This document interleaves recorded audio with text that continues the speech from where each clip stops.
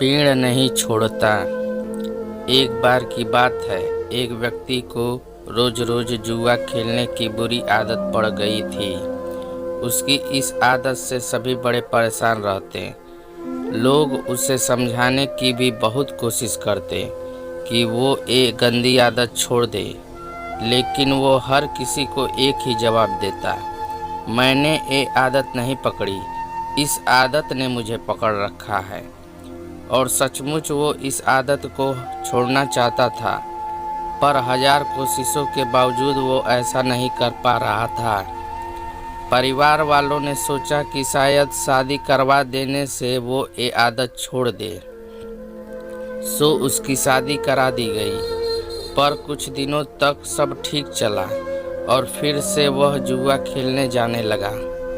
उसकी पत्नी भी अब काफ़ी चिंतित रहने लगी और उसने निश्चय किया कि वह किसी न किसी तरह अपने पति की इस आदत को छुड़वा कर ही दम लेगी। एक दिन पत्नी को किसी सिद्ध साधु महात्मा के बारे में पता चला और वो अपने पति को लेकर उनके आश्रम पहुंची। साधु ने कहा, बताओ पुत्री, तुम्हारी क्या समस्या है। पत्नी ने दुखपूर्वक सारी बातें साधु महाराज को बता दी।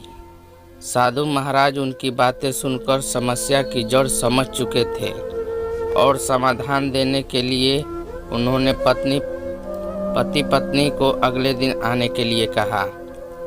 अगले दिन वे आश्रम पहुँचे तो उन्होंने देखा कि साधु महाराज एक पेड़ को पकड़ के खड़े हैं। उन्होंने साधु से पूछा कि आप ये क्या कर रहे हैं और पेड़ को इस तरह क्यों पकड़े हुए हैं। साधु ने कहा, आप लोग जाइए और कल आइएगा। फिर तीसरे दिन भी पति पत्नी पहुँचे तो देखा कि फिर से साधु पेड़ पकड़ के खड़े हैं। उन्होंने जिज्ञासावश पूछा, महाराज आप ये क्या कर रहे हैं। साधु बोले, पेड़ मुझे छोड़ नहीं रहा है, आप लोग कल आना। पति पत्नी को साधु जी का व्यवहार कुछ विचित्र लगा, पर वे बिना कुछ कहे वापस लौट गए।